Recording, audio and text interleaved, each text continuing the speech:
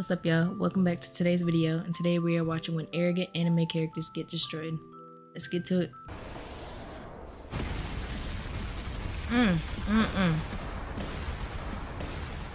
Ooh, I don't know who that is, but he got his shit flattened. Characters in media. I know you agree, and these guys simply carry with them undeniable charisma that makes you just want to cheer them on or get their asses handed to them. Your mileage may vary, but to me, there seems to be no in between. On another note, it seems so satisfying when said Was he looking at his shoe? Biggest possible ways. That's what we're looking at today. I'll be listing my favorite moments in anime when the arrogant character gets destroyed in his place. Let's start with Erens versus Zeppes.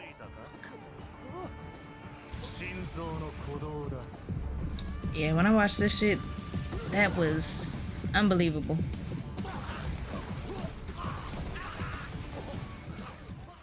It's such a great feeling to be able to talk about Misfit of Demon King Academy again. It's a really fun show that wastes no time telling us what it's about. How does it do so? By giving us this kind of introduction, with the arrogant Zeppes being utterly destroyed by our protagonist. And Erens doesn't just kill Zeppes, mind you, without even touching his opponent. Erens repeatedly kills and resurrects Zeppes by literally toying with him, like, flexing his power. Again, what bag? Again. Well, I won't say it's super sat's big way to make I guess he was an asshole. It's a sign of things to come. Shit, who would fuck with that guy? I wouldn't. In integrating the whole One Punch Man thing into the show. Still, it's got some great story development. He's still talking shit, look like. The second season on the horizon is what? the best time to get into the series.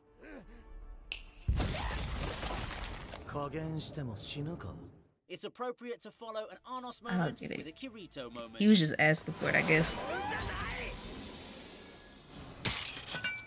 As a villain, Oberon has one job: be a hate sink. During his time as Sword Art Online's villain, there's nothing redeemable about Sword Oberon, Art. or even his real-world counterpart Sugo. He's there to be the villain. I watched like a couple episodes of this way back. Obviously, he had to be this over-the-top arrogant villain with a god complex. Oh, and he's quite the controversial figure too. Seeing Kirito finally destroy him was nothing short of satisfying. Never mind the context that could have confused anime-onlys. Never mind Kirito going literally god mode for the first time in the series. Seeing Oberon beg for mercy before getting annihilated was more than enough fan service. It's not even. It's black and humiliating way possible, and I know the SAO fan community had nothing but cheers for this scene. Yeah. He chopped his ass up. Ooh. Like a watermelon.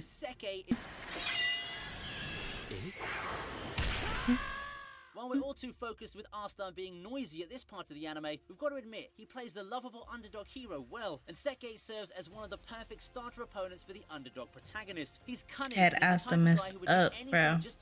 I can't wait for this season to come out. For Giorno and his Mudas, we have Jotaro and his Auras in this moment right here. JoJo's Bizarre Adventure. Smug, cruel, and petty beyond belief. Steely Dan isn't going to find himself on many people's favorites list anytime soon. Assassinating Enya the way he did won't earn him appeal points, and so does forcing Jotaro to obey him in such a self-indulging way. Well, Guy took a complete 180 the moment his mind control comes off, and as expected, you see him go back to being the sleazy guy that he is. Good thing that the protagonists are ready this time, easily dismantling lovers as the start of his humiliation. To cap it all off, we have the legendary 3 pages that was him. Where Star Platinum relentlessly barrages Steely Dan, completely destroying him in the look at his stomach. Oh, to go. That's 30 seconds of aura that will never be immortalized in anime form.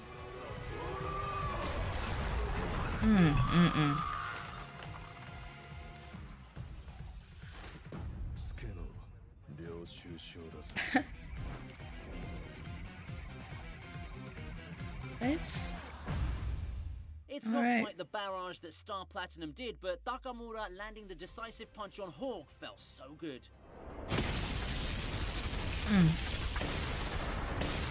There's just a thing with athletes and irrational overconfidence, isn't there? We've had a fair share of those in real life, but I truly think that Hawk puts those real-world athletes to shame. Maybe it's his background, but having persevered through such a tough childhood truly fed that ego of his. In his introduction, the show wastes no time establishing his arrogance. It's Takamura he's facing, but the guy acts like he's going toe-to-toe with some random scrub. To be fair, he had the skills to back the arrogance up. His fight with Takamura was a back-and-forth affair with no shortage of drama and tense moments. The two behemoths collided and completely lived up to their their billing. Still, it's clear who the anime wants us to root for. Takamura's no saint, but compared to Hawk's temperament, he might as well be one. That's why when Hawk finally falls and subsequently he's gonna do it again. Boxing, there was so much joy. It's pretty wild to see how broken he became as a result of this fight. This little sports anime looks rough. I like it. I like the boxing theme. Few things can top it. An exception, of course, is being able to get the best discounts in town, and that's where today's sponsors, Slick he Deals, slid that in. Slick Deals is the free Let me browser slide out. extension that's versus Shiro at the end of Unlimited Blade Works.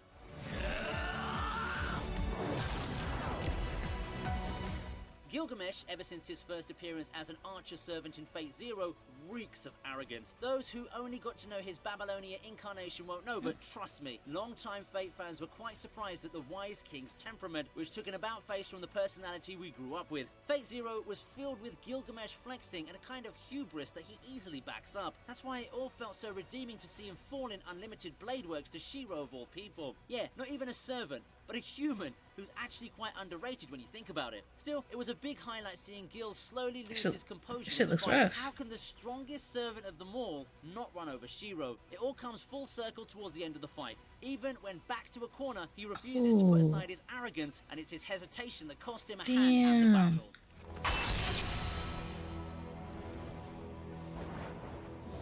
That was a Gojo game? versus Jogo is next on the Or was list. that real? Now, here's a turnaround. Joe bringing up walking up to Gojo is just crazy, bro. To be fair, there's some basis to his confidence, though. At the start Everybody of the encounter, knows Jogo like how does strong he is showcase in the what show. he's capable They know of. not to go against him. From the flame Or at least they have to know bugs, their it's limits to quite go against him. intimidating and powerful. Sucks for Jogo, though. When his opponent decides to take control of the match, it's all over. Gojo pulls the ultimate Uno reverse by using him as a training dummy as he shows Yuji the extent of his abilities. Now, it's the mentor's turn to show off his superiority and showcase his power. Poor Jogo stood no chance whatsoever, and this whole battle shows why you don't mess with Gojo. For real, he like alters everything in reality. Oh my gosh. Saitama versus Deep Sea King is up next. Oh. One of the most emotional scenes. Deep Sea King is still up there in my list of villains I wanted to see destroyed. He blew a Luffy delivers a hole. punch Oh that's my heard god. all over the world for our next moment.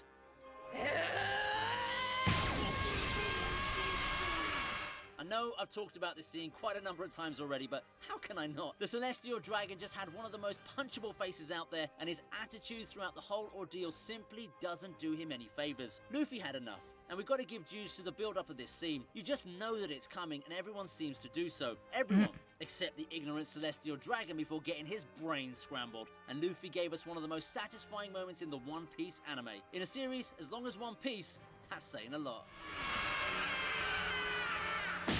Damn. Lastly, I'd like to end with Erens versus Clementine.